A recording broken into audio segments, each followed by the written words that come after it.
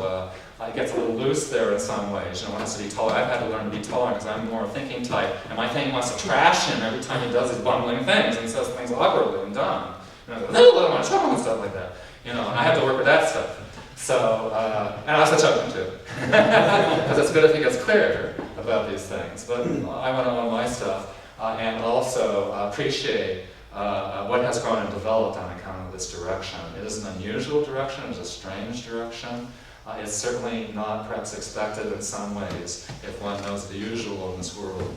But I've certainly, once tasting it, never thought or felt to go any other way. And I'm sure these two would agree with me if we asked them about this. And you see, it's refined to this point where we want to develop it further. And we want to extend this more seriously to others as well as in the more general way we do, for example, in the club meetings or some of the other workshop type formats we've done. We want to see something a lot more serious, which takes a committed effort, a committed, extensive effort. There's no other way to do it. So we've put together the notion of a advanced training program. First in the formal one. Then we saw there's so much interest in this, we set up a kind of informal parallel track, as was also alluded to. We might get more into that perhaps tonight. We might later on touch on that further. But it's been very important to structure the formal program because of the necessity to document this stuff, as well as to structure it. I don't think documentation by itself would be sufficient, but as a structured experience, it's really, really important to be able to build things that can only be done through being able to write about them, as well as implement what it was also written. Both things. And if we couldn't write about things, then can write about things that would also want to practice and work on, we'd be very hobbled in terms of what we could cultivate. So with that in mind, we have developed this outline. I don't know if we should get into it much. I babbled on so long. You know, in terms of what are some of the particulars that we would like to be involved in terms of this training, trying to put some of that down. And this is sent out in the application packet to the 5 folks we thought we'd try it out with as an experiment. It's all experimental. You know, we would send this out as part of the packet and set up this kind of structure as trying to grasp at what we'd really like to do in the training. Not that the words are meant as a substitute for the actuality of the training experience, but as a way to describe some of the aspects. So I don't know, it doesn't stay much on the interview format. I'm sure I've said many things that are very interesting. Yeah, well, I was working with my kids, and with what you were saying, at first I had some inferiority when you started to answer the question, actually. But you answered the question in a different way than I had in my kids' mind control thought you might, because I had a kind of logical, linear idea, and I thought we would maybe go through it, but then I asked you what was involved in developing the training program, and why did you decide to do it, and then you actually answered the question by not being necessarily just in your thinking, but talking about the development of the feeling function and the notion to be a true individual. And then you went deep into that idea, and then deep into your own personal history, because of course all of this is personal. Of course. And that, and how did it come to be that you became so fried around your own shadow? Well, there had to be all that historical material. None of this would make sense had you not actually taken us through that history, so we could feel even a fraction of it and the struggles with it, including culminating with the Dawn story, and then also then with us. So what's the long generations, long historical development of this idea? So that was not what I had in my head when I asked you, and therefore I didn't want to at that point fuck it up by letting my kids' violence get in the way. I thought it was good that you were actually just giving us, detailing the narrative, and then many other things in the narrative, your intuition and your sensation coming through, and then the personal issues with you and Chris and me too. So I thought that in terms of what I wanted to ask you, that there was no other way to answer the question. And it might be also good too to actually, it might be a whole other talk to go over in a way, right. There's so much that leads up to the development of a training program. That's true. And then the whole notion of evolution. That you have to evoke what we're up against, which is the cockroach story.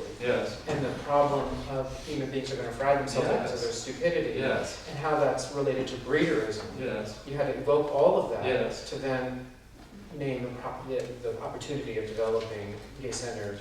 In a contextualized way. Yes. Brought together all those points. That was really important, because why just do a training program? Sure. Big deal. Sure. But when you talk about it, humanity is facing its extinction. Yes. And only a gay-centered approach is the alternative to that. That's psychological. Well, I'm certainly encouraging something like that. At least as one alternative. Important. Sure. Absolutely. Yeah. Wow. You could stay with that well enough to summarize it, but that's pretty good. Being on the spot. Dougie hates to be on the spot. Because you haven't noticed. Without preparation, there's no choreograph here. Not too terrible. Not too terrible. Not too awful. Could be worse. Could be worse. Could be better too. Poor Chris here doesn't know what to do now. Oh. Got anything to say about what we're just saying? No. No? I was saying something. I'm interested in the outline.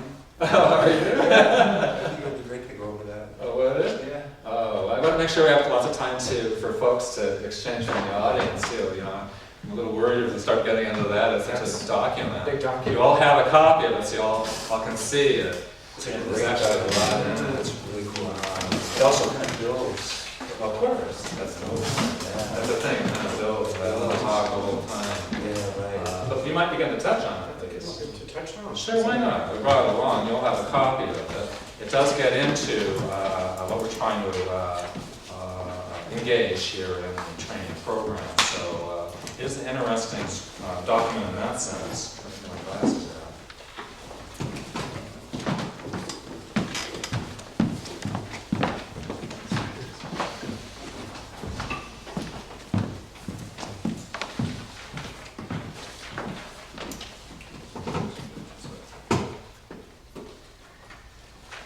Right, Chris, that the outline does build and develop. It's not like a static mere arithmetic kind of outline, 1 plus 1 plus 1. It's not like that. No. It's an evolutionary statement. It's a kind of statement, actually. I originally wanted it to be a narrative, and I thought to help it be a narrative, first I do it as an outline, and I convert it to a narrative. But the outline turned out to be so interesting, it didn't seem like it wanted to get turned into a narrative. So I left it as an outline.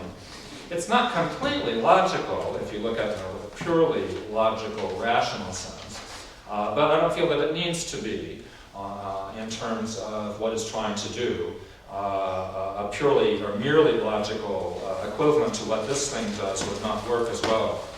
Sometimes one needs to be a little non-logical or poetic or otherwise use other forms of threading things together than pure logic, though there's an inherent logic in the document. So you see by the title of it, we'll go over it here, the title of it, Basic Parameters of the Course Seminar for Advanced Training in Contemporary Uranian Psychoanalysis, characterizes what we're going to get at here, which is what are these particulars in terms of the experience that we're intending to aim for in this core seminar, of which Chris and Doug and I have clarified is going to be undertaken by these newly invited trainees. If we all go through now the application process, there's going to be a group interview and all that kind of thing. You know, but we're not like the meaning straight people about it. It's not really, though, making it be something you have to jump through a hoop and all that kind of thing about it. That's just for the chance to have the experience of it, not because there are real sharks in this pool who are really going to bite everyone's head off really. Oh my God, it's not really on that level, really. It's really metaphorical thing of the experience. You have the same experience if you didn't treat it seriously. Some people in the audience got a very sad look on their face.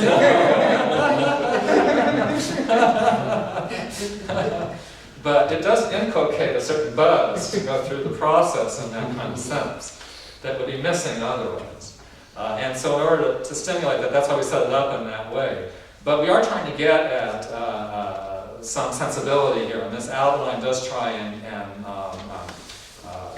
move, by using words, move towards some characterization of that. So as you might notice, these basic parameters are divided into 4 main points, A, B, C, and D. We'll start with A, which is the purpose and content of the core training seminar. What is this all about, in other words? It's the development of suitable competence in the current theory and practice of Uranian psychoanalysis, or contemporary Uranian psychoanalysis.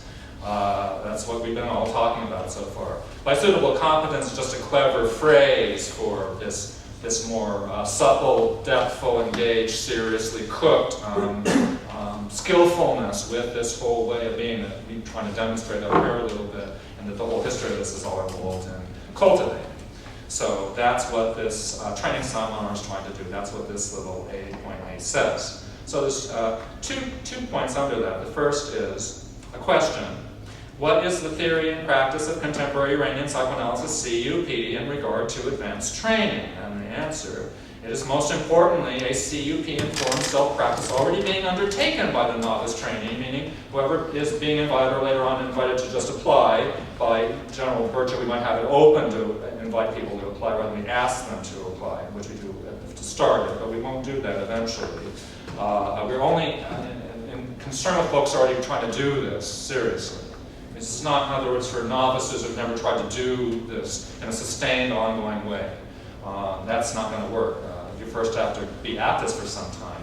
And then perhaps one might be suitably eligible to take useful advantage of a more advanced training program in that. So you see by the sub-point under point number 1 there, it's a self-practice already being undertaken by the novice trainee, which is now to be subjected to refined tempering in a suitable ideational learning interpersonal context. So that practice is now going to be subjected to refined tempering in the training program.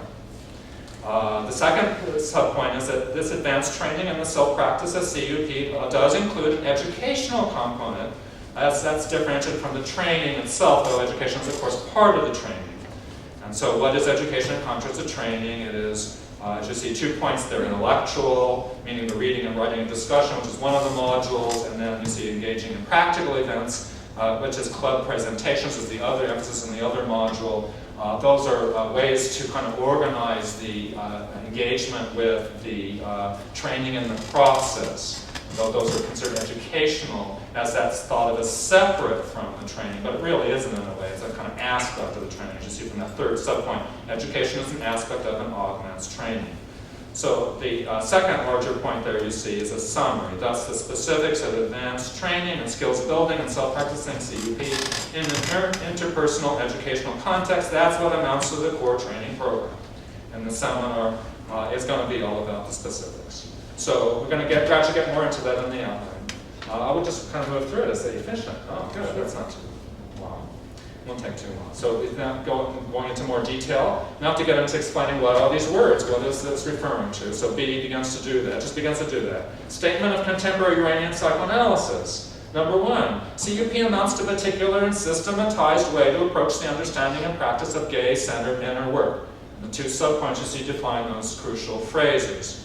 Inner work refers to the individual effort to apprehend and engage one's subjective psychology so as to address important matters thereby. For example, better self-integration, the problem of infantile trauma, the need to individuate, and so on. So that's inner work. And then gay-centered refers to an attentional and appreciative focus on individual value and point of view, or seeking to understand and take up that point of view. So that gives you an idea of what the notion of gay-centered inner work is referring to. And then you see point number 2 in there. A synthesis of these 2 positions is then required to put them together, and that's CUP is a way to do that. It's a way to do that. Hypothetically, there are many ways to do that. CUP is a way to do that. So under the subpoint under that is a definition. That's CUP is a careful analytic approach to the theory and practice of gay-centered inner work, originally evolved through the efforts of Mitch Walker, and now in the course of being institutionally, practically formulated and applied. Analytic is a reference to Jungian thought. It might not seem when Doug and Chris and I were bantering about our process that we were engaged in psychoanalytic forms of subject or use of words and ideas as we were sharing what we were doing. And specifically, there were important Jungian aspects that we were doing, but we were being psychoanalytic and Jungian. So that these are actualities of practiced engagement that these words refer to. They're not simply words that exist as words. That's their usage, that they refer to actual methods and processes, and that's what it counts. But nonetheless, to try and put it down in these words, you see it listed here under point 2, these 4 components of training. This CUP, as you can see, ideational learning, learning to practice inner work, learning to be gay-centered, and interpersonal learning. This is simple, basic stuff.